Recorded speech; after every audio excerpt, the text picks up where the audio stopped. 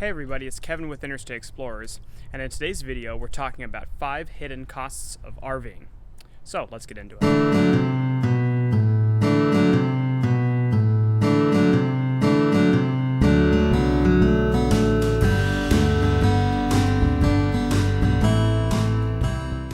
And the first hidden cost is going to be the hitch that you're going to need to buy for your tow vehicle. Now, the type of RV you purchase will dictate the type of hitch that you're going to need, and these are obviously going to range in price. If you have a small RV, you might just need a standard hitch, which is going to cost $30 to $50 and can be purchased at pretty much any hardware store. Larger RVs will require stronger hitches, and those will cost a lot more money. So, for example, our first trailer needed what's called a weight distribution hitch, which costs us around $500. But our current fifth wheel needs a B&W slider hitch, and that costs $1,800. So obviously there's a huge range in price difference. So before buying your trailer, make sure you research the hitch price and factor that into your decision. The second item in our hidden cost list is the tow vehicle.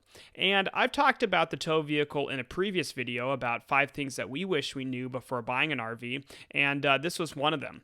Tow vehicles are expensive, and our tow vehicle payment has always been more than our RV payment, so make sure that when buying that RV that you factor in that you're going to need a tow vehicle as well. Now, the third item with our list of hidden costs is going to be insurance and registration. So like a car or a home, you must insure your RV, and you're going to need to register it with the DMV. The price of insurance and registration is going to depend on a lot of factors, and it's going to vary a lot.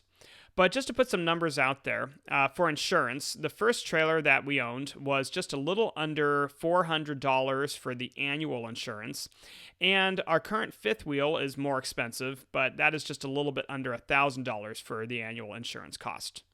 For the registration costs, it's about the same as it would to register a car. So obviously a newer RV, a bigger RV is going to cost more money, and an older RV is going to cost less money. So I would say just kind of plan on it costing the same amount as your car. Moving on to our fourth item for our list of hidden costs are going to be the necessary smaller items that you're going to need to get your RV up and running so you can actually go and camp with it.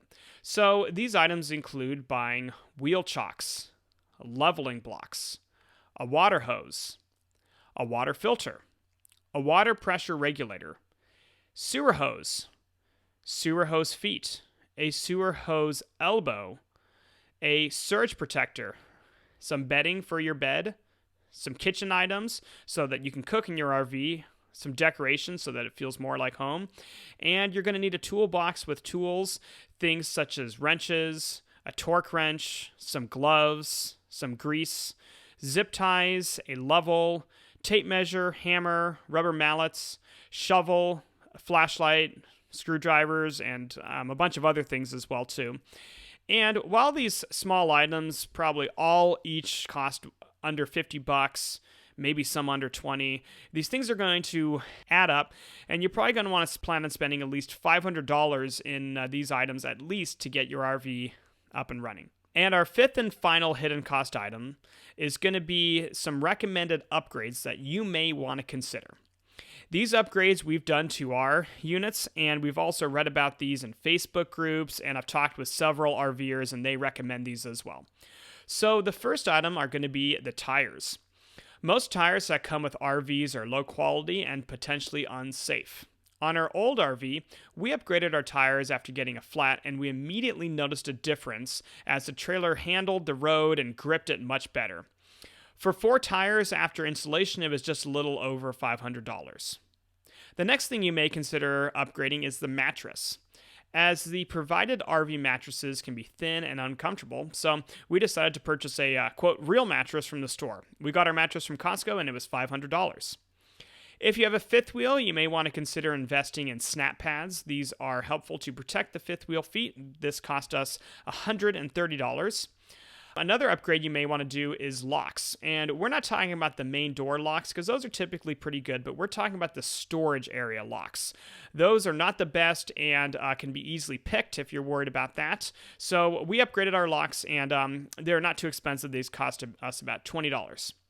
And the next thing that you may wish to purchase is a tire pressure monitor. And these are little devices that are going to actually go on the tire itself. And these are going to read the air pressure. And it's going to send a signal to a monitor that you're going to put inside of your tow vehicle. And it's going to tell you what the tire pressure is. And these are actually very useful. And this actually got us out of a jam because we had a slow leak in one of our tires. And we were able to catch this before it got bad and we had a blowout. Definitely recommend purchasing these. These cost $60. And the final thing that we purchased was a backup camera. Our last unit was pre-wired for the Furrion backup camera, and this cost us $550. I highly recommend these things, especially if you're not super comfortable with towing, because you can see what's behind you, you can see what's around you, and it makes lane changing and backing up a lot easier. Well worth the purchase price. So there you have it. Those are some of the hidden costs that come along with purchasing an RV that you may want to take a look at and consider before you, in fact, buy an RV. So we want to hear from you. What other things have you purchased with your RV that you find useful? Is there anything that we're missing in our list that can make it more comprehensive? So as always, make sure that you like and subscribe and that you keep exploring.